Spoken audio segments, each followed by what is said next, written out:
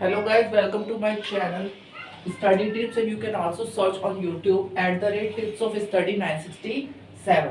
Okay तो आज हम लेकर आए हैं मैथ्स की वीडियो। इसके अंदर हम 2024 के बोर्ड एग्जाम्स के, ठीक है, बोर्ड एग्जाम के इम्पोर्टेंट क्वेश्चंस जो भी होंगे आपके इम्पोर्टेंट क्वेश्चंस, उन सब के बारे में बात करेंगे। As well as important topics कौन कौन से हैं आपके, उनके बारे में भी हम बात करने वाले हैं। याद रखना, मैंने साइंस की भी इम्पोर्टेंट क्वेश्चंस की वीडियो डाल रखी थी। 2024 का जो अभी एग्जाम हुआ है, बोर्ड एग्जाम, उसमें बहुत सारे क्वेश्चन जो मैंने टॉपिक्स बताए थे, बहुत सारे क्वेश्चन जो मैंने बताए थे, वो आपके आए हुए हैं एग्जाम्स के अंदर। तो याद रखिए, आप 2024 के लिए बोर्ड एग्जाम्स के लिए जो मैं आपको बता रहा हूँ कंटेंट, वो आप ध्यान से देखिए, सो दैट आपके लिए इम्प्रूवमेंट होगी और आपके बोर्ड एग्जाम्स के अंदर मार्क्स जो हैं वो बहुत ही अच्छे आएंगे। तो विदाउट वेस्टिंग आवर टाइम हम स्टार्ट करते हैं। तो आप याद रखेंगे, पूरी वीडियोस को देखेंगे और एक एक वीडियो को आप बहुत ध्यान से विदाउट स्किपिंग आप देखेंगे वीडियो को। तो क्वेश्चंस में लिखवाऊंगा आपको, आप क्वेश्चन भी नोट करेंगे और आंसर्स भी आप नोट करेंगे। पहले आप ट्राई करेंगे खुद से करने की, जब आपको नहीं पता होगा तब आप इसको देखेंगे वीडियोस को। तो स्टार्ट करते हैं without wasting our time. Okay,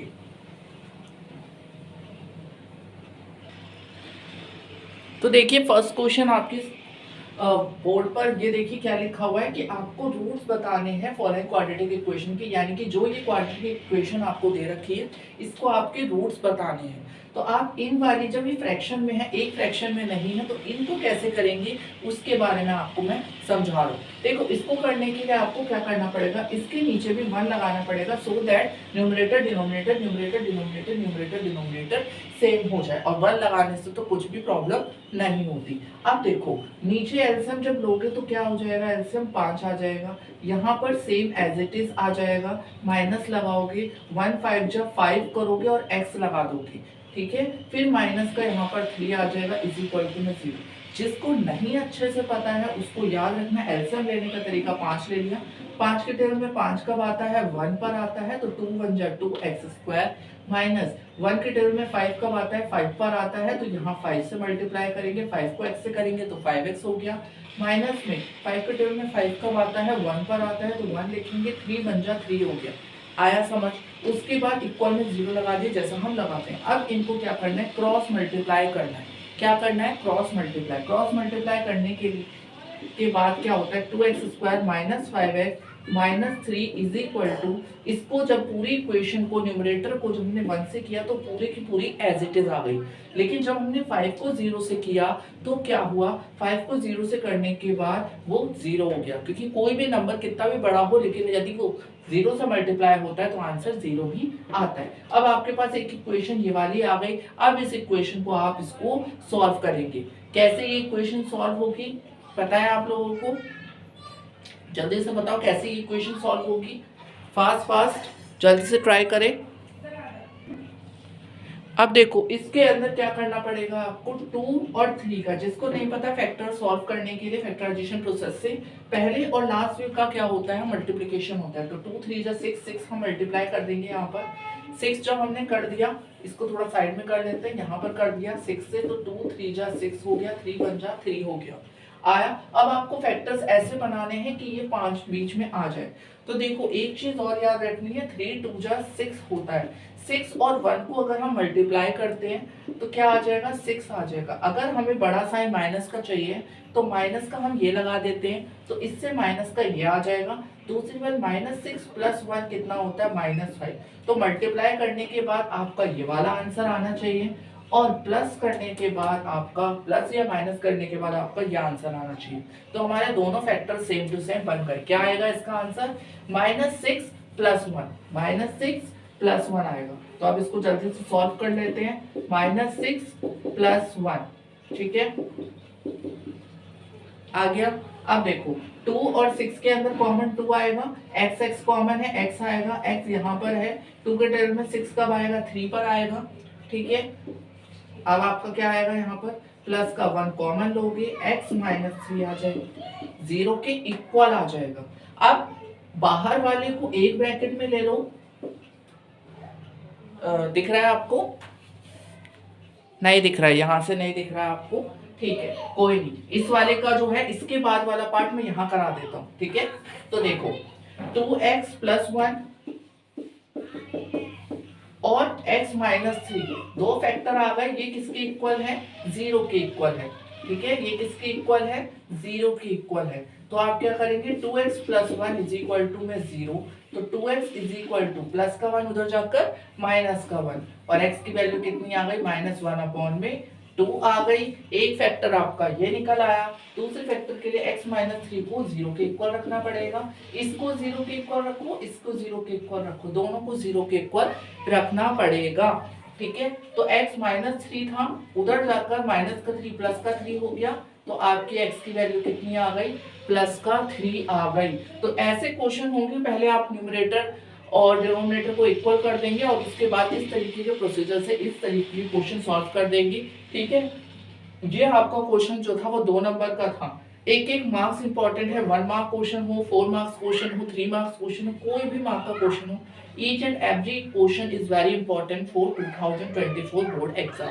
okay, तो अब इसको आप जल्दी से नोट कर लीजिए, उसके बाद नेक्स्ट क्वेश्चन की तरफ हम बढ़ते हैं। जिस भी बच्चे को इसके अंदर डाउट होगा वो कमेंट सेक्शन के अंदर डाउट पूछ सकते हैं किसी भी चीज से रिगार्डिंग, ओके।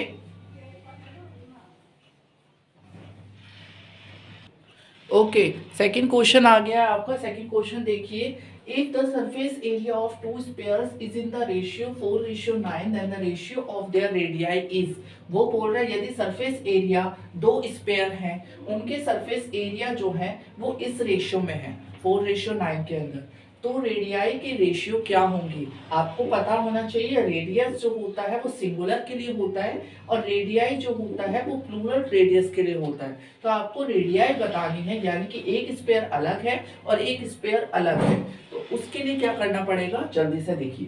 देखो, जब सरफेस एरिया की बात की गई, एक सरफेस एरिया को ये मान लेते हैं, दूसरे को ये मान लेते हैं, आइडेंटिफाई करने के लिए कि सरफेस एरिया अलग अलग है, ओके।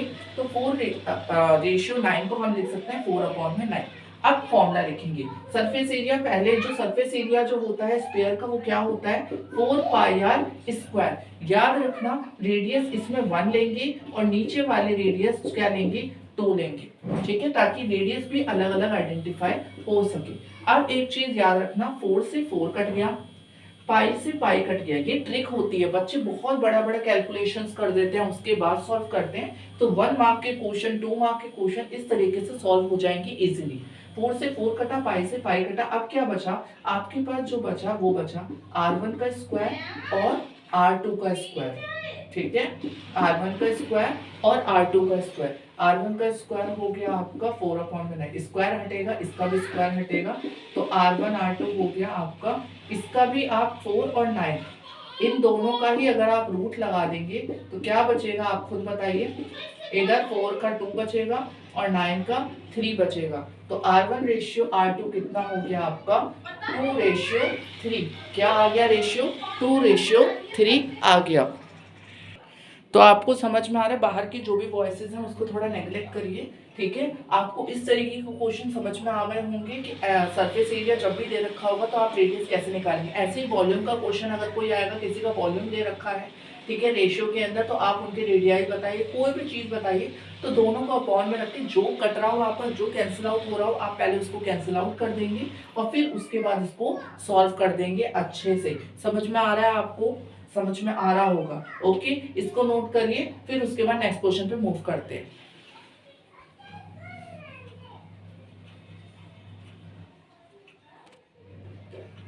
ओके, थर्ड क्वेश्चन देखिए। थर्ड क्वेश्चन क्या लिखा हुआ है? If the sum of first m terms of an AP is 2m² plus 3m, then second term is, वो ये बोल रहा है यदि सम दे रखा है m टर्म्स का। अब सम दे रखा है तो SM हो जाएगा।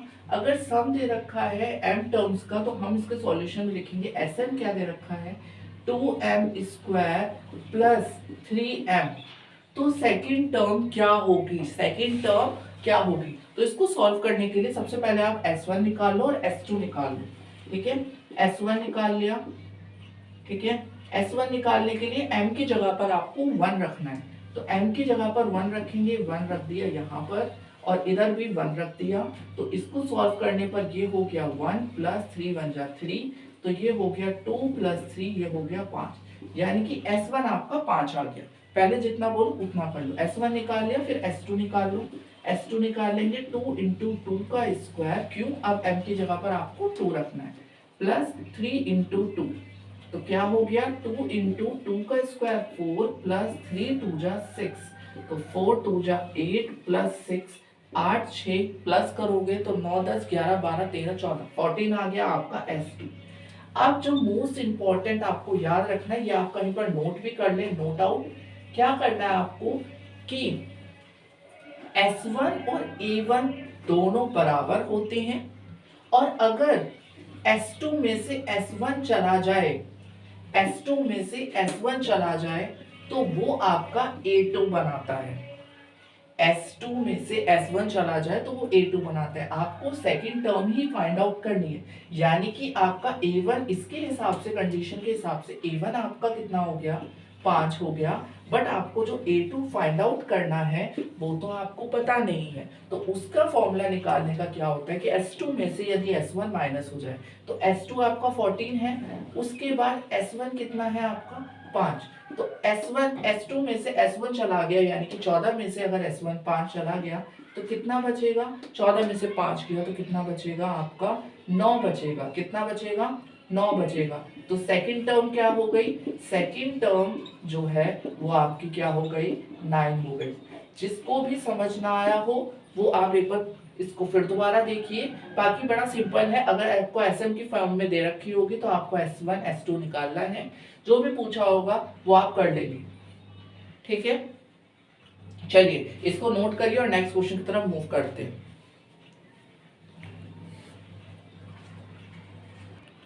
ओके, तो नेक्स्ट क्वेश्चन आपको दिख रहा है आपको कि if the following figure is a sector of a circle of radius 14 centimetre then the perimeter of this sector is. कहने का मतलब ये है कि आपको जो नीचे दी गई ये फिगर है, इसके अंदर ये एक सेक्टर बना रहा है, आपको पता है सेक्टर बना रहा है, ये सर्कल का है जिसकी रेडियस 14 सेंटीमीटर है। क्या है इसकी, 14 सेंटीमीटर। तो ये जो है आपकी रेडियस, ये 14 सेंटीमीटर, ये भी 14 हो जाएगी। बट आपको पेरीमीटर पूछा है कि इस पूरे पेरीमीटर का क्या होगा सेक्टर, तो आपको इसको निकालने के लिए ये वाली चीज निकालनी पड़ेगी, ये वाली चीज जो ऐसे कर्व बना रही है, क्योंकि उन सबको इसको इसको और इसको ऐड करने पर पेरीमीटर आपका आ जाएगा। तो सबसे पहले क्या करेंगे हम, एरिया जो है आपका वो निकालते हैं। तो पेरीमीटर ऑफ सेक्टर निकालने के लिए आपका फॉर्मूला क्या होता है आपको पता है, पेरीमीटर ऑफ सेक्टर का फॉर्मूला होता है theta by 360 into 2 pi r. अगर एरिया ऑफ सेक्टर होता तो यहाँ पर पाई आर स्क्वायर लगता, बट यहाँ पर पेरीमीटर ऑफ सेक्टर है तो यहाँ पर 2 पाई आर लगेगा। चलो जल्दी से इसको सॉल्व करते हैं। थीटा कितना दे रखा है, थीटा मीन्स एंगल, तो वो 45 दे रखा है, अपॉन में 360 इंटू में 2 इंटू में पाई, और रेडियस कितनी है आपकी 14। ओके, इसको इससे काट देंगे, ये आ जाएगा 2, इसको इससे काटेंगे तो ये हो जाएगा 1/8। 45 8 जा 360 होता है, बाकी आप उसको सॉल्व करने का काट काट के कर सकते हैं, 5 से काटेंगे, किसी से भी काटे वो आप अपना देख लें। 1 में 8 इंटू में फिर 2 इसको कर देते हैं 4, और ये हो जाता है 22। 4 से इसको काटेंगे, 4 2 जा 8। आई होप दिख रहा हो, एक बार मैं चेक कर लेता हूँ। हाँ अभी तो दिख रहा है, ठीक है। फिर क्या करेंगे, अभी 4 1 जा 4 2 जा 8 कर दिया, अब 2 1 जा 2 और 2 11 जा 22। तो इसका क्या आ गया आपका 11 सेंटीमीटर आ गया, 14 सेंटीमीटर था तो ये 11 सेंटीमीटर आ गया, यानी कि ये चीज इसकी ऊपर वाला क्वेश्चन है उसको अलग कर देते हैं। हाँ, तो ये चीज जो थी वो 11 सेंटीमीटर की आ गई। अब आपको पेरीमीटर निकालना है, पेरीमीटर ऑफ सेक्टर का। तो पेरीमीटर ऑफ सेक्टर के लिए आप इन तीनों चीजों को OA plus AB plus OB इनको प्लस करेंगे तो पेरीमीटर ऑफ सेक्टर आपका फुल फ्लैज आ जाएगा। ओके, पेरीमीटर ऑफ सेक्टर पूरा का पूरा आ जाएगा, अभी सिर्फ इस आर्क का आया था। ओके, तो आप जल्दी से करेंगे, इसको क्या करेंगे, O A plus A B plus O B. तो जल्दी से ऐड करो, ओ ए कितना था 14 प्लस 11 प्लस फिर कितना आ गया 40। तो 14 14 28 प्लस 11 8 1 9 और 2 1 9। तो 39 सेंटीमीटर। पेरीमीटर है तो स्क्वायर नहीं लगेगा, पेरीमीटर है तो स्क्वायर नहीं लगेगा। अगर एरिया ऑफ सेक्टर होता तो स्क्वायर लग जाता, एरिया में स्क्वायर लगता है ऐसा यूनिट में। ओके, जल्दी से इसको आप लोग क्या करेंगे, जल्दी से, ठीक है, फास्ट फास्ट इसको नोट करेंगे और आपका आंसर बिल्कुल ही करेक्ट है। ओके, जल्दी से नोट करिए, नेक्स्ट क्वेश्चन पे मूव करेंगे फिर। ओके, देखिए नेक्स्ट क्वेश्चन आया आपका फिफ्थ क्वेश्चन, ये लास्ट क्वेश्चन है इस वीडियो का, उसके बाद हम नेक्स्ट वीडियो लेकर आएंगे। तो अब हम इस लास्ट क्वेश्चन को अच्छे से देख लेते हैं। Find a relation between x and y such that the points p यानी कि x, y is equal distant from the points a 1,4 and b -1,2। ये बोल रखा है कि एक रिलेशन आपको बताना है एक्स वाई के बीच में इस तरीके से कि जो पॉइंट P है ना वो इक्वल डिस्टेंस पर है फ्रॉम द पॉइंट्स A और B से इक्वल डिस्टेंस पे। मैं आपको एक बार सबसे पहले आपको एक तरीका बताता हूँ। जब भी इक्वल डिस्टेंस पर है A और B से, तो A और B से इक्वल डिस्टेंस पे एक P पॉइंट है। A का पॉइंट कितना हो गया आपका 1,4 और B का पॉइंट कितना हो गया -1,2 और P का पॉइंट कितना हो गया, ये लिखा x, y। तो अब हम ये समझ सकते हैं कि अगर P बीच में आ रहा है, इक्वल डिस्टेंस पर है यहाँ से, तो इसका मतलब AP जो है वो BP के इक्वल होगा, ये चीज इसके बिल्कुल बराबर होगी। तो अब हम ऐसे ही डिस्टेंस फॉर्मूला लगाकर इसको सॉल्व कर लेते हैं और इसको सॉल्व कर लेते हैं और दोनों को इक्वल में रख देते हैं, तो आपको एक रिलेशन पता चल जाएगा इन दोनों के बीच का। तो इसी को अब हम स्टार्ट करते हैं, ठीक है।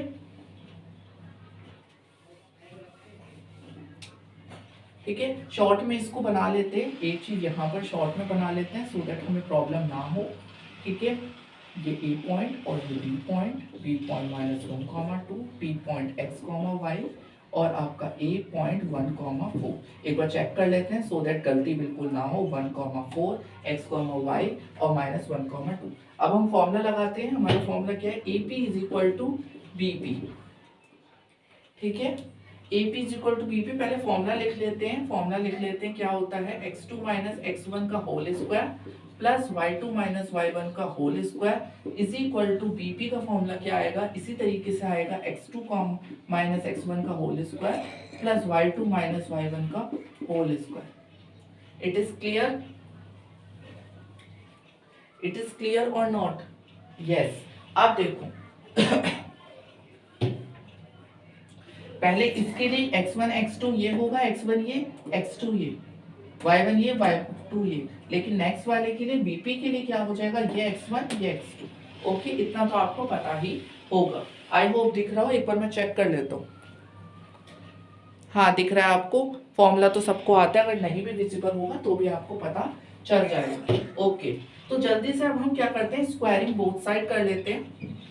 Squaring both side. अब बोथ साइड स्क्वायरिंग करने की क्या जरूरत पड़ी है कि आपका रूट सिस्टम भी कैंसिल आउट हो जाएगा। आपका रूट वाला जो है ये चीज स्क्वायरिंग करने से कट जाएगी। आया समझ? और दोनों तरफ कर रहे हैं तो कोई फर्क पड़ेगा नहीं। ठीक है, तो अब फॉर्मूला बस इतना बचा। ओके, अंदर अंदर का रूट सिस्टम कर x2 - x1 यानी कि x -1 का whole square plus y2 - y1 का y -4 का whole square is equal to, इधर देखते हैं अगर हम तो इस वाले के अंदर -1 - x का होल स्क्वायर, इधर देखेंगे तो y2 - y1 यानी कि 2 - y का होल स्क्वायर। क्लियर? अब इन्हें जल्दी से सॉल्व करते हैं। a² + b² -2ab plus a² plus b² -2ab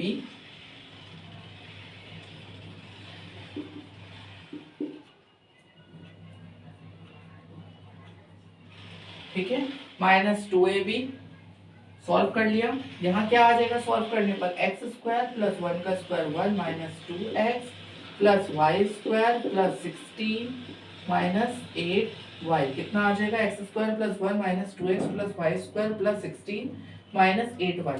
इसको सॉल्व करेंगे अगर इस साइड पर तो देखते हैं A square plus B square plus 2ab plus A square plus B square minus 2ab। इसको भी सॉल्व कर लेते हैं जल्दी से। -1 का स्क्वायर 1, फिर माइनस एक्स स्क्वायर का प्लस करके एक्स स्क्वायर, फिर माइनस से माइनस कटा कितना हो गया प्लस का 2x प्लस 2 का स्क्वायर कितना हुआ 4 प्लस वाई स्क्वायर यहाँ आ गया माइनस 2 2 जा 4y। ओके, अब एक चीज देखो, वाई स्क्वायर से वाई स्क्वायर कटेगा, क्यों? क्योंकि इधर जाकर या उधर जाकर दोनों कैंसिल आउट हो जाएंगे। एक्स स्क्वायर से एक्स स्क्वायर कट जाएगा, क्लियर। उसके बाद प्लस का 1 ये भी है, प्लस का 1 ये भी है, ये दोनों भी कैंसिल आउट हो जाएंगे। ओके, अब क्या बचा? अब कुछ भी नहीं बचा, अब आपको सॉल्व करना है। ओके, यहाँ तक आपको वीडियो दिख रही है, स्क्रीन आ रही है यहाँ तक? ओके वेट, अब स्क्रीन दिख रही होगी आपको, मैंने नीचे कर दिया। अब आपको देखो क्या क्या आ गया आपके सामने, -2x प्लस 16 माइनस 8y और यहाँ बचा 2x प्लस 4 माइनस 4y। इतना समझ में आया? अब देखो -2x प्लस का 2x यहाँ जाकर माइनस का 2x माइनस का 8y था, माइनस का इधर जाकर प्लस का 4y, ठीक है, प्लस का 16 था, प्लस का 4 इधर आया, माइनस का 4 इज इक्वल टू 0। तो आप देखो माइनस का 4x minus plus minus minus का 4y और यहाँ पर प्लस का 12 इज इक्वल टू 0, प्लस का 12 इज इक्वल टू 0। इतना आपको समझ में आ रहा है? इतना समझ में आ रहा है? पक्का? क्लियर?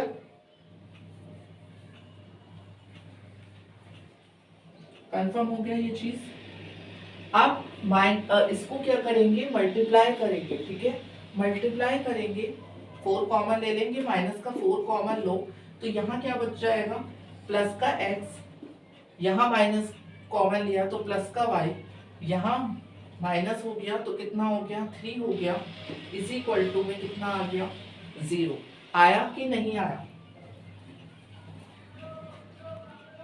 आ रहा है ना समझ? ठीक है, अब ये वाली इक्वेशन माइनस का 4 उधर जाकर क्या हो जाएगा, सॉल्व आउट हो जाएगा, तो x plus y minus 3 is equal to 0।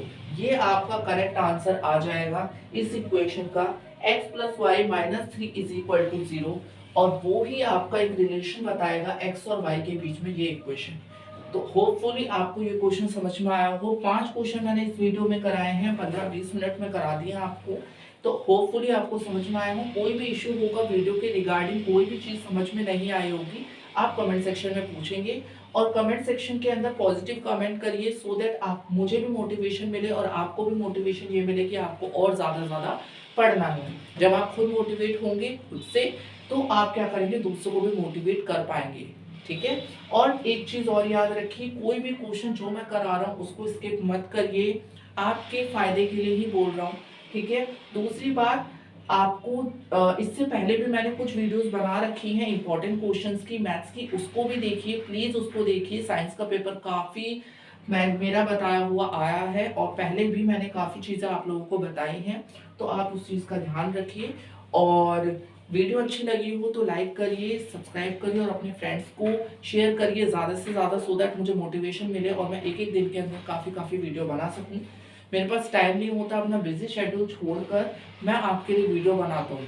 So please उस चीज़ को अच्छी वे में लेकर आप ये सोचिए कि कोई आपको सपोर्ट करने के लिए, गाइड करने के लिए है, तो आप उसका ध्यान रखिए। ओके, अब वीडियो को एंड करते हैं, और thank you for watching and be happy.